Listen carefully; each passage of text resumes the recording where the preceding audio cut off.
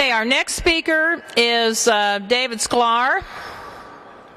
If people could please take their seats so we can get going. We're nice. David Sklar is the Director of Government Affairs for the Jewish Community Relations Council here in Indianapolis.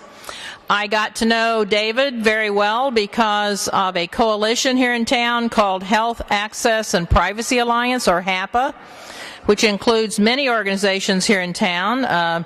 David's organization, Planned Parenthood, ACLU, several of which you are here today, and other organizations that are concerned with reproductive rights. David is, I think he's co-president now of the coalition, and he knows the Indiana State Legislature pretty well and how our state government works. I've heard him give this talk or a similar one before, and so I asked David if he would come and give it to us today. I know even though I was a social studies major, I taught in social studies departments. I never had a course in state government. So I have learned this the last few years, a lot from David and other people I associate with and being over here. So I'll turn it over to David Sklar.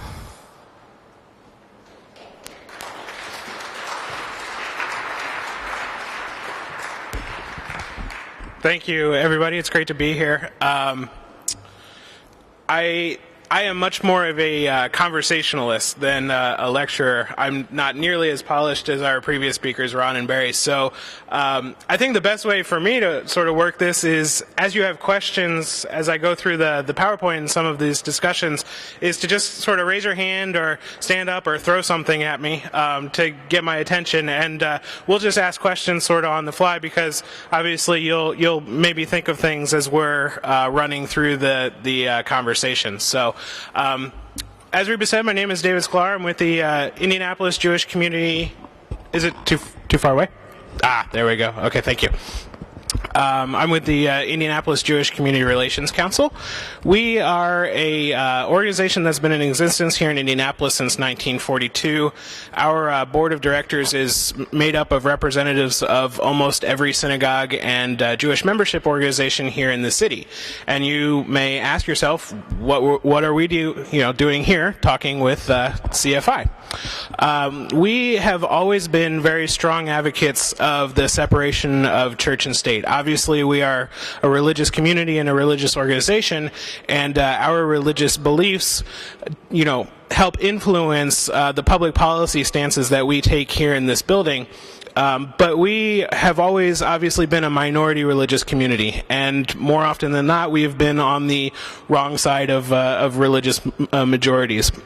And so, as a community, we have long decided that it is in our best interest to continue to work to make a sort of pluralistic and secular society around us to help us live in the community that we want. So, although our belief system is very innate to who we are, we believe that those beliefs should remain in our community institutions, in our homes, in our own educational systems, and should not be pushed or influence policy at the state level. So any policies that we discuss here at the State House or work on, obviously the reason that we pick those pieces, those policies come from our belief system, but we always work on the policy level from ideas of data and best practice and things like that.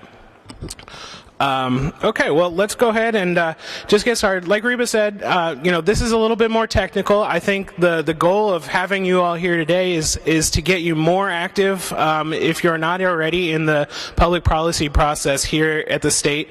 I spend a little bit more time in this building than I care to admit. Sometimes it's an absolutely fantastic place to work, and you love coming here and you see the process work, and it's a great thing. And sometimes you come here and you really just want to take a running leap at the wall, and see how far your head can go into the wall. So it's a great place and a frustrating place at the same time. And so my first message to everybody is that not everything works like the Schoolhouse Rock special that you probably remember. You know how a bill becomes a law, and he has that really great, song, and it's a very simple process. It does not always work like that. Here you can see my best photoshopping job that I probably ever done. You see Bill, and he's got a little cigar, and he's got a bundle of money. So, this place sometimes works like you sort of envision Congress working, where there's a lot of special interests, and there's a lot of money being thrown around, and sometimes those interests have more influence than the little guys like me and Reba and Betty, who you'll hear from later. So the first thing that I want to say is that always remember that nothing is dead until sine die. And if you are as smart as me, you'll know that sine die is Latin for with no tomorrow. And if you believe that I knew that without looking it up, I've got a bridge to sell you. So this presentation I crafted a little bit last year when we had the really big abortion fight, House Bill 1210, that defunded Planned Parenthood and did a number of other things. And this is a provision that we went through almost the whole session, specifically the defunding of Planned Parenthood, that we went through almost the whole session and thought maybe we were going to get away without having to deal with this, and it got snuck in sort of at the last minute. So this is my main message to everybody as they come into this, this building and work on public policy, is that remember, nothing is dead until that very last gavel. All right, so let's just start from the very beginning. And like I said, this is going to be a little technical and just sort of run through how things should work. So a bill is introduced and has a first reading. The introduced bill is where everything starts from. So for the rest of the session, this is the starting place for the language. Legislators introduce bills. If you have an idea out there that you think should be a statute or a law, you are able to work with any legislature that you can talk to, provide them draft language, say this is a really good idea, advocate for that idea, and that legislator can turn that idea into a bill. So please don't think that the legislation process is only applicable to elected officials. You as citizens every day have the opportunity to try and get legislation passed that you think is important to the state. So as a bill begins the legislative process, it has what's called its first reading. As I go further, you'll understand that a bill has 3 readings to move through the entire process. The first reading is just very much of a procedure. It receives a very quick first reading and is assigned to a committee. So this is how it should work. If the Schoolhouse Rock special, if Bill actually, got to sing his song and dance and, everything worked correctly, it's a fairly simple process. The bill receives a first reading, it is assigned to a committee. It has a committee hearing where the legislators of that committee have an opportunity to debate the bill and discuss the bill, offer amendments to the bill if they want. Once it passes out of the committee, it's sent to second reading on the floor. So it goes back to the full chamber. This is where all of the legislators, not just the members of that committee, have the opportunity to amend the bill if they want. So whatever their ideas are for how to change the bill, they are able to offer, and they vote on those amendments on the floor. Then the order is engrossed, which means that there are no more changes that could be made to the bill. Basically, the chair seals the bill, says no more changes, and the bill is sent to a third reading, which is the final passage. And this is when, sometimes you have hours of debate, and then finally the legislators get to put their little finger on their little button, and it turns red or green, and we know if a bill passes. And so again, if everything works correctly, the bill's chambers. We call it crossing over. And then the entire cycle should be repeated on the other side. If there are no changes to the bill, no amendments or anything, the bill is automatically accepted and is sent to the governor for his signature. If there are changes to the bill which authors don't agree with, then the bill goes to a conference committee where they iron out the changes. So, generally everything works sort of like you learned in your high school civics class. So this is how it actually can work. It gets a little bit more confusing, and I think that this is part of the reason why people have some trepidation about getting involved with the public policy process, because it is not always clear cut. And so I think when people better understand this, they should be more, more accessible to the legislative process and not necessarily scared away. I think this is a lot of what you hear that happens, which is normal, but the media portrays it as something that's somewhat abnormal, and so people get the bad idea about the legislative process. And I think it's just important for us to all understand, how it can work. So the bill, again, is assigned to a particular committee. Usually what happens is that a bill gets sent to a committee that is of interest, sort of the same interest of the bill. So if it's a healthcare related bill, it should be sent to the healthcare committee. If it's an education bill, it should get sent to the education committee, things like that. But what happens sometimes is that those bills get sent to other committees because of politics.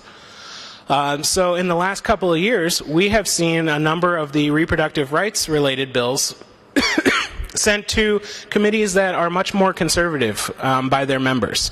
So those bills dealing with reproductive rights and abortion and things like that aren't necessarily sent to the health committee. They're sent to the public policy committee because those members are more conservative and they'll have an easier time moving that bill out of committee. I saw a question in the back. Great question. So the really sort of head-knocking issue around here sometimes is that decision is entirely up to the discretion of the chair of the chamber. So the Speaker of the House in the House or the President pro tem in the Senate. It is entirely his decision with anybody that he wants to make that decision with. So the lobbyists or the advocates or everyday citizens don't necessarily get a say in that decision. So it's entirely up to him sort of snapping his fingers and saying, that bill goes to this committee, that bill goes to this committee.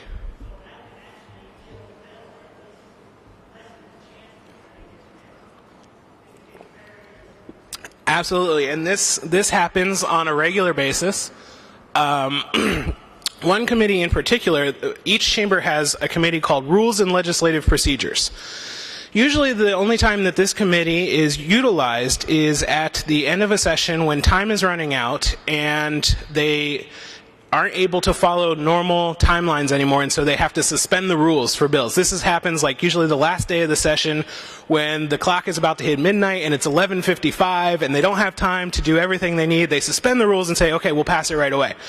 So that's generally the only time that this committee is used. Often when you see a bill that the chair of that House doesn't want to deal with, he sticks the bill in Rules and Legislative Procedures. So absolutely there's a way to just kill a bill on its face. And we actually saw that happen just yesterday or the day before. I am sure that you have all read or heard about our creationism bill that passed out. Yes, I want to do that too. So the bill passed out of the Senate and went to the House, where the Speaker of the House and the chair of the Education Committee had said that they didn't think that we were going to debate, the House was going to debate that bill, that it wasn't a priority. So they stuck that bill yesterday in Rules and Legislative Procedures. So from our understanding, that bill should be going away. Certainly. Obviously, when you get down to that clock, you don't necessarily have time to get everything done, but my mantra to everybody is it's always, anything is possible until that very last gavel. So, certainly. Okay, so as you heard, the bill can be amended in committee. Generally what happens is that any bill that has a cost to the state, a rather large cost, is recommitted to one of the fiscal committees. And this is the Ways and Means Committee in the House or the Appropriations Committee in the Senate. That's where the legislators that are responsible for the budget and fiscal issues get to put their stamp of approval. Generally in the last couple of years, basically anything that has had a fiscal they have said that we are not going to consider that bill, just because their mantra is that the state doesn't have money for anything. But again, it's entirely up to their discretion. and they can decide what's worthy and what's not. We just had an example of this year where, again, our fiscal fiscal chairs are saying we don't have enough money to do anything, so we're not going to spend any money. One bill that my organization has been fighting is a pilot program to drug test welfare recipients.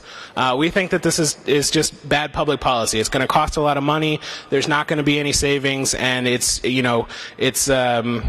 furthering stereotypes of people using public assistance. That bill has about a little bit over $1 million fiscal. It went to our fiscal body this year, but they decided that they were going to prove a point, and they put their stamp of approval on it. So again, it's up to those legislators' discretion what's going to meet their criteria and what's not. Generally, any other bill that would be sent there with $1 million fiscal would probably be going away.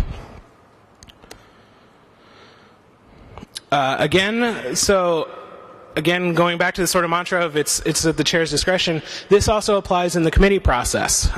It is entirely up to the chair of that committee what bills get heard and what bills don't get heard. So at the beginning of the session or at the beginning of each half, the chairman of that committee gets, the bills dropped in his lap. These are the bills that should be considered by your committee, and it is entirely up to him whether he's going to even hold a committee hearing, and if he does, what bills are going to get heard and what aren't going to get heard. Generally, you see a lot that a chairman of a committee, if his bills happen to get into that committee, fall into that committee, he'll hear his bills and not necessarily anybody else's. So it's all this discretionary process, and sometimes it can be a little bit frustrating.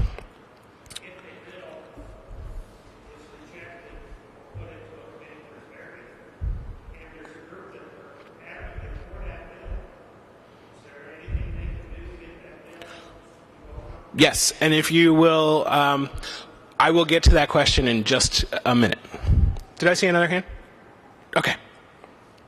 So generally, the committee process is where this is your biggest opportunity to come and speak your mind and influence public policy. Our state has a fairly informal process for testifying in committee, so generally a lot of times you'll see people like me, lobbyists, who are here on a regular basis and will show up in committee. But this is the best time for everyday citizens to come down and discuss pieces of legislation with your legislators. So all the committee schedules and hearings is public information. You can find that on the General Assembly website at in.gov/legislative. You can come in the building. Sit in the committee room. We don't have any formal process of a chair having to invite expert witnesses or anything like that you sort of see on C-SPAN for Congress sometimes. Basically, you just come here, you sign up, and then you have an opportunity to voice your opinion on that bill. So if you decide that you want to come down here and voice your opinion on legislation, this is probably one of your better times to do it. Okay, some unusual events that could happen in committee. And this is where we really get into some of those little things that turn people off to the legislative process. So there's a procedure called strip and insert. Basically what happens is the bill goes to a committee, the committee members or the chair doesn't like it, and he has a better idea, what he can do is he can gut the entire bill. He can take all the language out of that bill, and the only thing that is left is the shell of the bill, the number, and that's it. And then he can insert anything that they want into the bill. Turn it into an entirely different piece of legislation. Vehicle bills. So generally at the beginning of each session, each chamber, each caucus actually, both party caucuses on each side, introduce a number of what are called vehicle bills. This is sort of the same idea, where it's just an empty shell. It's a number, but it's received a first reading, so it is eligible for discussion. And basically, we can send one of these vehicle bills to a committee, and the chair or the members of the committee can insert anything that they want into this vehicle bill.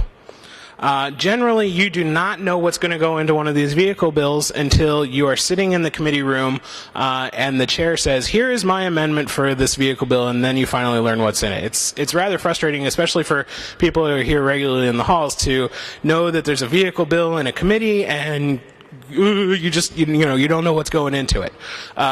We had one vehicle bill, actually this year is a great example. The one abortion-related bill, the reproductive rights bill, Senate Bill 72, that is moving currently through the legislature, was started as a vehicle bill. It was an empty shell, and the legislator that is now carrying that bill, who is under some attack from his right in the upcoming primary, decided that he needed to carry some right-to-life legislation. And even though there were 3 or 4 other bills that were introduced that did exactly the same thing, leadership moved this vehicle bill into committee for him so that he could carry this piece of legislation that he hadn't originally introduced. So that's a pretty good example of how that works. Okay, so they amend the bill in committee, they send it to second reading, so now the bill is back on the floor. Again, this is the opportunity for all legislators to have their say in amending the bill.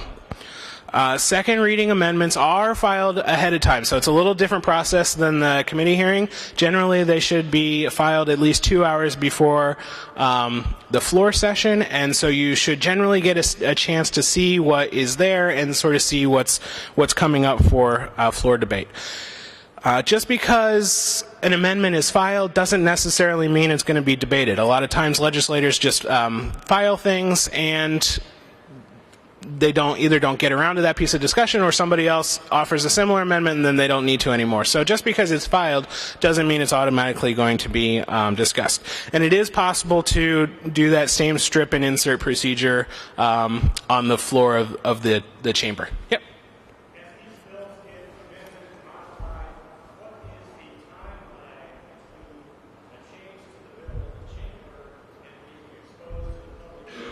That's a great question.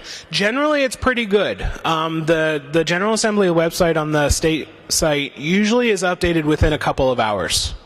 I have not had many experiences where I've waited more than a day for an update to be put on the website. So it is generally pretty good. So the state website, again, in.gov/legislative, is a great place. On the left side of the page, and I should have put an example up, I apologize.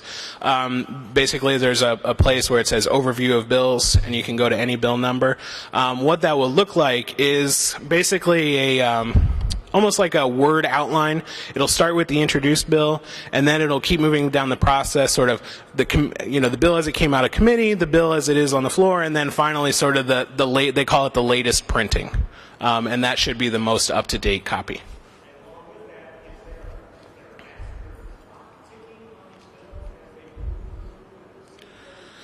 I wouldn't say there's necessarily a master clock. There are some deadlines that are in place. Usually those deadlines are that the bill be passed out of committee by a certain date.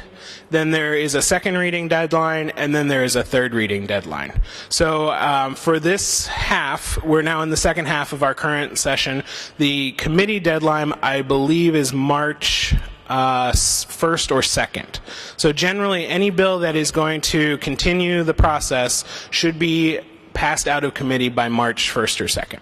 And then there's the second reading deadline, and then the third reading deadline. So, but again, things get down to the end. People want to get things passed. Usually you see this with the budget in a budget year where, the clock is going to strike 12 and it's 11:47 and they still need to finish everything. They'll suspend the rules, and but generally those deadlines are in place.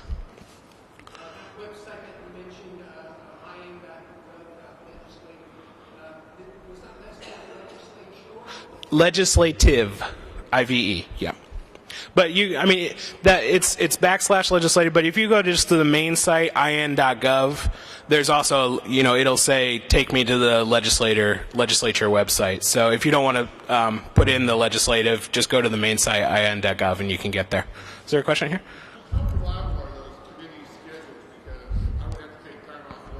here? Generally, they are. I wouldn't say they're down to the minute. If they say 10:30, sometimes they start 10:45, 10:50, but generally they are fairly reliable. Yeah. So if you decided to come down, we will get to an exception to that, but that's in the conference committee portion. We'll get there in a minute. So, anything else before I move on? Yeah. Sure. I could do that right now if you want. Okay. So Reba just asked me to do just a quick, airline stewardess, here are your exits, things like that. Basically, nothing really happens here on the main floor. You will see the governor's office is right to your right. Usually there's 2 state troopers standing outside there. Yes, this is the second floor. There are some small state offices here, even though they have presences in the other government buildings. The Department of Education has a small office here. The Secretary of State's office is right behind here. The Attorney General's office is in the building. And then up on the 4th floor, we actually have some of the court systems, including the appeals court and things like that. And then the Supreme Court is also on the 3rd floor, which is really sort of the 2nd floor. This direction, I always sort of get turned around where I am. I believe this side to my left is the House. No, Senate, thank you. Is the Senate? Yeah, that's what I think it's the House. I'd know if I could see what windows are. But I believe this side is the House. Yeah, I'm almost positive. That side is the House, and then this side is the Senate. And what I probably should have said regarding the floor process is that this is another opportunity for you to engage those legislators if you want. So if you're not able to make it for a committee hearing, but you still want to come down and engage your legislators, or you have some sort of other civic day that happens during a normal legislative day, there is a procedure to come in, and while they're on the floor, you can basically just send a note into a legislator's. There's desks at any door, and there are doorkeepers, and you can come in, you write your little note and say, "Hi, Representative so-and-so, I'm here to talk to you about yada, yada, yada. Can you please come talk to me for a couple minutes?" And generally, they'll come out and talk to you about whatever issue you want to talk about, whether it's something on the floor or something in committee. So that's another way to engage your legislator in the policy process. Great. Okay, so all the way up on the 4th floor, if you're just coming to watch the proceedings and you don't want to stand with all of us icky lobbyists on the 3rd floor, you can go all the way up to the 4th floor, and there are galleries for both the House and the Senate where you can go in and just sit and just sort of watch the proceedings that are taking place. Okay, so back to the bill again. So after all the amendment process happens on those bills on second reading, the chair puts his stamp on the bill and says, okay, no more changes, and that is engrossed. The bill is engrossed, and then moves to third reading. So generally, there are a couple of rules for a second reading amendment. The first is it should be germane to the bill, which means that it should have something to do with the code, the statutory code that's identified in the bill, or have something generally to do with the subject of the bill. So if you're talking, debating an education bill, you're not going to put a healthcare related amendment into the education related bill. Also, what you can't do is if there is a bill still alive, so say one bill is on second reading, but one bill that you like is still in a committee and it hasn't received a hearing yet, basically you can't take the language from the bill that's in committee and sort of just jump the process and amend it into a bill on second reading. That's called a bill pending rule. So basically anything that's still alive generally should not be inserted into a bill that's currently being debated on second reading. And again, I go back to my mantra, it is all subjective to the chair. It is his decision whether that amendment is germane or whether it's out of order or whether it's, there's a bill pending. It's all up to him. But, I got ahead of myself. It's all up to the chair. Sometimes you can really get sort of an icky process where the chair makes one of those rulings and then the minority party objects and then they have to do this whole vote to sustain the ruling of the chair. It gets really sort of technical, but generally it comes down to the chair's party is always going to support the chair, and so generally in those instances the majority party is going to win. Okay, just a few unusual events. It is possible that an amendment could be added to a bill where there's a fiscal. So instead of completing the floor process, there is a possibility that a bill that's on second reading wouldn't be engrossed and would then be recommitted back to one of the fiscal committees. Every once in a while, you engross a bill on second reading, and it goes to third reading, but the author of the bill comes up with some other change that he wants to make to the bill. So there is a process to actually send the bill from third reading back to second reading so that they can amend the bill. But again, that's technical and doesn't really happen very often. Okay, so now we are finally on third reading. Basically, this is the opportunity for every legislator to get up and voice his or her opinion on the bill and tell everybody else why they are going to vote for it, why they should support it, why they should oppose it, all of those reasons. And then finally, they put their finger on their button and they decide yes or no on that bill. Dan?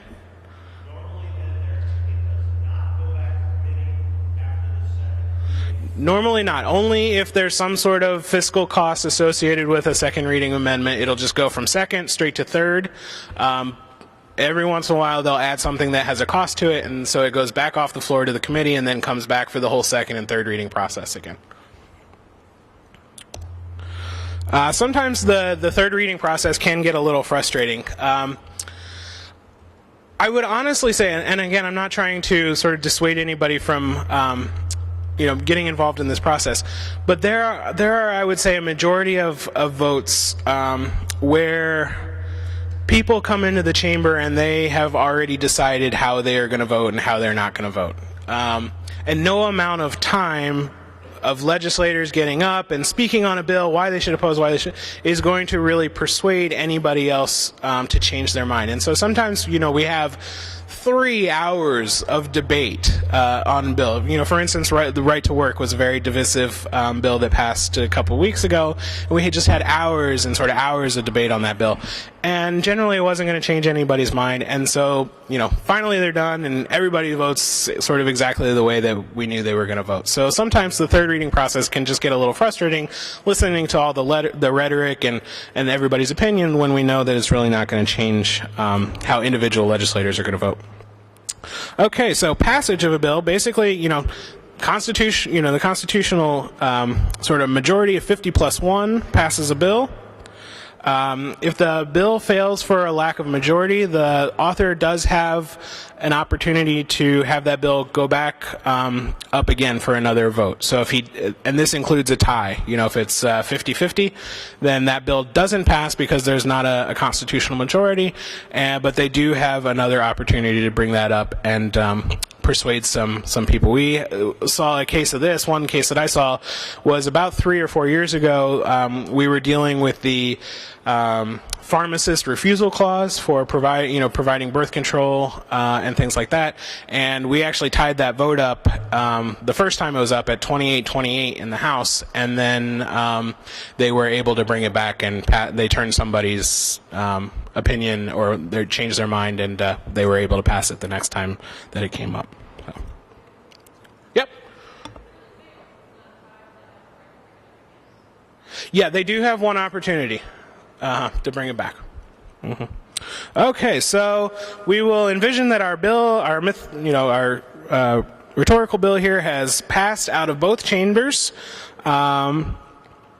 So the original author of the bill then gets to decide if there were changes to the bill, if he agrees or he doesn't agree to those changes. So if a representative passes a bill, it comes out of the Senate with some changes, that representative then gets to decide, okay, I like those changes, or no, I don't really want those changes and I want to make some more.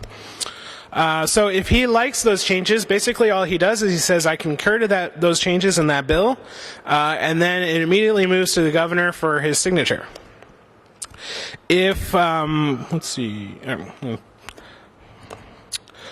if the author is not necessarily okay with those changes, then he decides to dissent on that bill, and then the bill is assigned to conference committee. So the conference committee then meets, and they work out the changes, and then it goes back to the floors again, and the author can say, yes, we worked out our differences, it's a good bill now, please help me send it to the governor.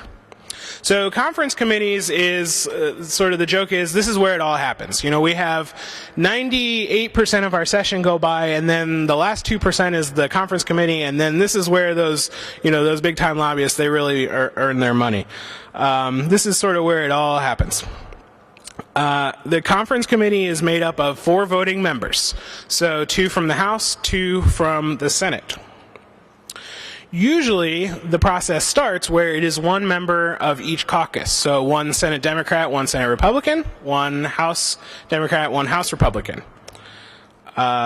There will be some other advisors assigned to the bill. These are people that will show up at the hearings and voice their opinion, but they're not necessarily voting members of that conference committee.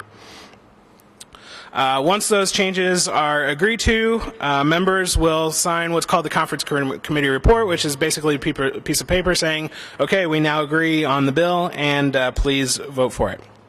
So things to watch out for. Generally, sometimes it is possible for the bill in conference committee, even though it's made its way all the way through that entire process of the House and then the Senate and everything, they could entirely restructure the bill in conference committee. They could say everything that we've worked on up to this point is, is hooey, and we're going to change what it looks like again. The bill pending rule that I talked about, forget about it. If a bill passes one chamber, generally that language is eligible for insertion into a conference committee.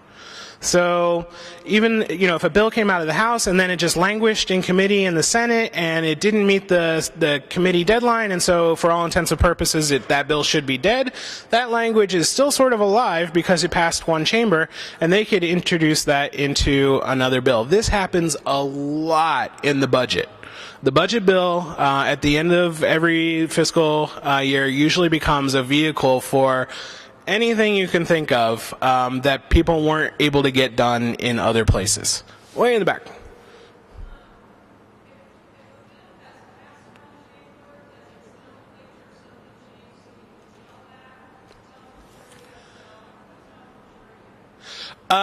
Generally, so the number or anything does not change. So in the second half, once the bill crosses over, the House will actually debate Senate bills, and they'll still be listed as Senate bills, and vice versa for the Senate. The General Assembly website, I believe, I'd have to verify this, but I believe at a certain point when if something dies in the House, never completes, dies in the first chamber, basically they just sort of change the how it looks on the website. So the bills that are still alive are still in bold, and then the bills that are not alive are sort of just that like really light font, so it was there, but it's not in place anymore. So nomenclature or anything like that does not change, but generally the public information designates that it's no longer alive. Yep.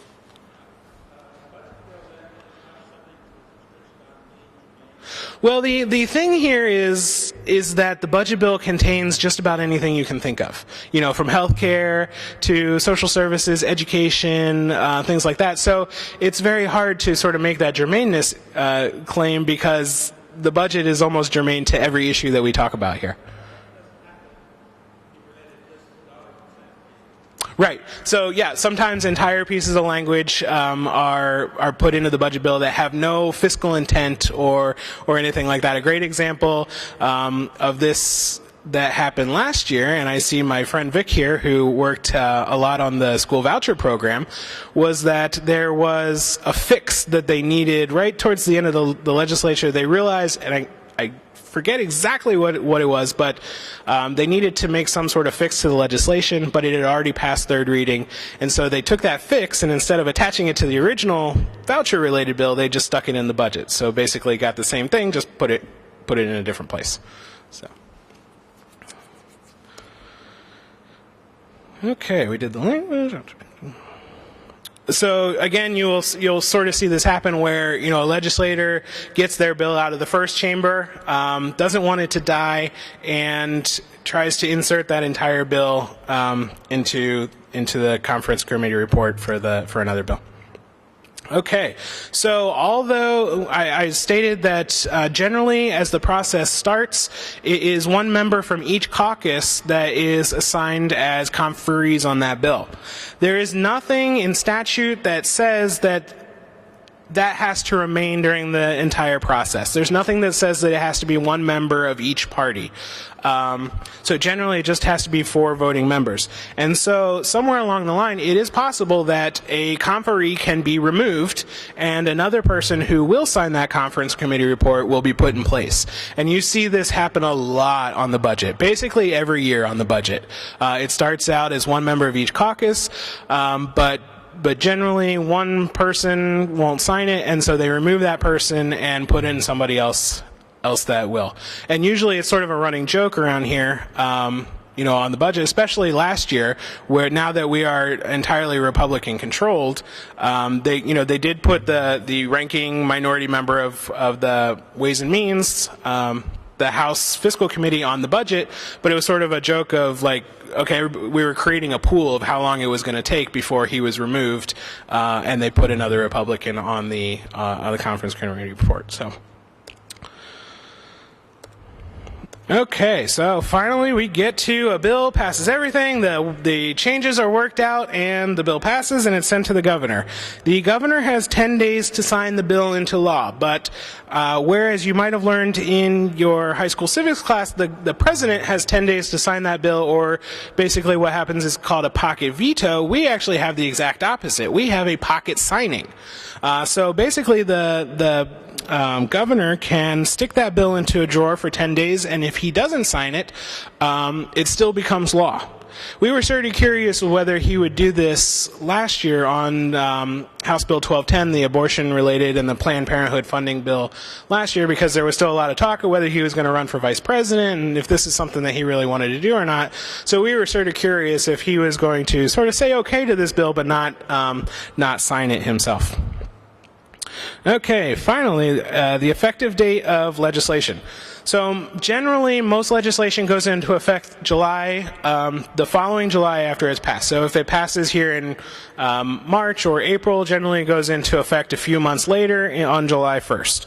And so there's usually, all those bills go into place. And generally what you see is if you look in the Star or a local paper, you usually see like a little snippet about this big in the paper, and it's kind of a little story, and it says, all of these things are going into effect today. And it lists like the little thing, some of the things that have been passed and going into effect. So sometimes, yes? Not necessarily. You're talking, well, what are you talking, like, give me an example.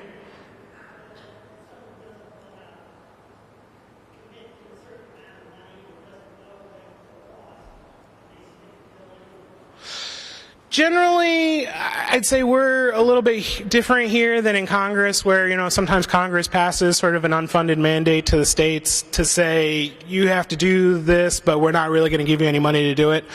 I would say that things like that happen a lot here, maybe like in education.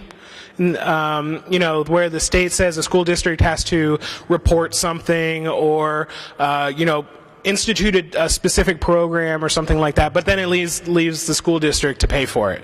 So sometimes those things happen. Generally, as far as big budgetary things like that, it's generally paid for out of the state general fund or specific things like that. So I would say education is probably the biggest area where something like that would happen, or maybe healthcare too. Like hospitals have to do something, but it doesn't give them any more money to do it. So healthcare and education is probably where I'd say that happens a lot. So sometimes instead of going into effect in July 1st, what can happen is an emergency act can be declared, and that basically means that the legislation goes into effect as soon as the governor signed it. This, again, going back to last year to House Bill 1210, the abortion bill, they put in this one that emergency act could be declared. And, this was obviously a very big sticking point for us reproductive rights advocates to say, okay, why do we need this to happen right away? You're going to immediately take away, funding from Planned Parenthood and other providers, and where are those people going to go? And, so sometimes it's out of necessity. For instance, this year they passed the increased statutes for sexual trafficking before the Super Bowl. This was Senate Bill 4 they passed, and they made it an emergency act because obviously they wanted it to go into effect before the Super Bowl. But sometimes this happens because of politics. For instance, last year they wanted to immediately stop funding, so they, put it in as an emergency act. Okay, so that's the end of my thing. What I would say as far as advocacy goes is that it is immensely important that you are down here. As Barry said before me, his last point was we cannot give up the fight. If we do, we lose. And so, whatever your fight happens to be, please be involved in the process, be engaged, send your legislators emails or letters, call them, come down to the State House and testify. I saw a great example of what, just the power of people being here in the halls can do this year. There was a really sort of little bill to remove licensure requirements for hairstylists, okay, to say that they wouldn't have to be licensed anymore. If you ask me, somebody that's coming at me with deadly chemicals and sharp objects, I would like them to be licensed and have some training. But basically there was a bill that said you don't need that anymore. There were probably 300 or 400 hairstylists and barbers here in the State House a couple of weeks ago. And just them being here and showing up in that amount of numbers, the bill went away. The author said, okay, this is not something this was a bad idea. It's not something I want to deal with. You win. I'll go home. And so, there is really a power in numbers of being here and voicing your opinion on things. Generally, if you ask a legislator, it's not much that gets them to, influence their decisions. They say sometimes as many as 12 or 15 phone calls or letters could potentially change their mind or influence a decision on something. So please be involved. Yeah. Yes. Sure. So I would, again, sort of going back to our informal process, obviously our state is no different than Congress or any other state. There are big moneyed interests. I can't sugarcoat that. There are lobbyists for utilities, banks, financial institutions, and they have a lot of money to throw around. They have they can get you into any sporting event or entertainment event that you want. They contribute to campaigns, they do fundraisers, so I can't sugarcoat that doesn't exist here. Generally, there's a lot of times that they work behind the scenes, they sort of get what they want. They have a lot of really great relationships with the legislators that I don't necessarily have. But I think that we have, on the particular interest that I think that you're interested in, that I'm interested, I think our perspectives of where we're coming from are the influence that we need to.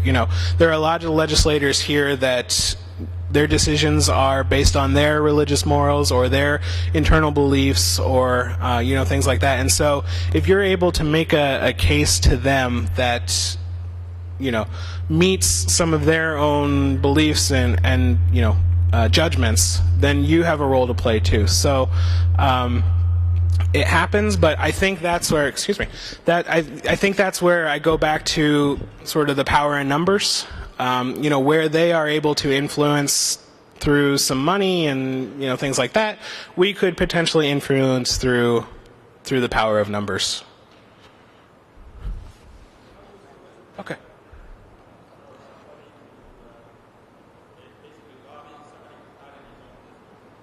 So, I'm sorry, say that one more time.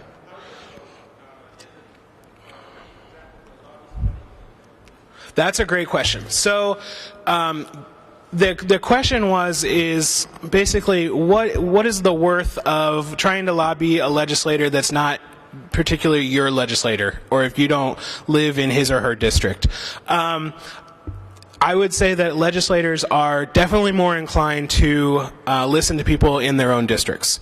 Obviously, when you are dealing with the committee process, you have to hit those legislators on the committee even though you're not in their district. But a great tool to utilize, something that we do all the time, is try to identify people in their districts. So if you're talking about a particular legislator and you don't live in their district, but you want to try to influence them, obviously you should still express your opinion to them. But a real key, I think, is to reach out to other organizations or other individuals in their district and say, hey, Representative so-and-so, this is important to us and we live in your district, and so you should listen to us. So I think they're definitely more inclined to listen to people in their own districts. So I have to wrap up. Let's do one more, and then real quick, and we'll wrap up.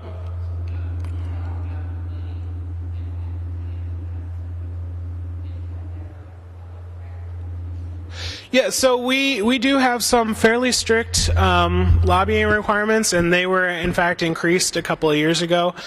Generally, all of those things are public record. You can look through. There's an Indiana Lobbying Commission, Registration Commission, and so they should have a lot of information about who's registered to represent who, what their reporting is for gifts and things like that. So we have sort of a low threshold that was put into place a couple of years ago. I think it's $50. So anything above, a lunch or any event above $50 is supposed to be reported. So there should be some fairly good information out there if you're interested. Yep. So, okay, well, I hope I didn't bore everybody. Thank you. I know it's a sort of a technical process, but, I think if you want to be involved, it's something that you should understand how it works, and I appreciate the opportunity to come talk to you. So, thanks.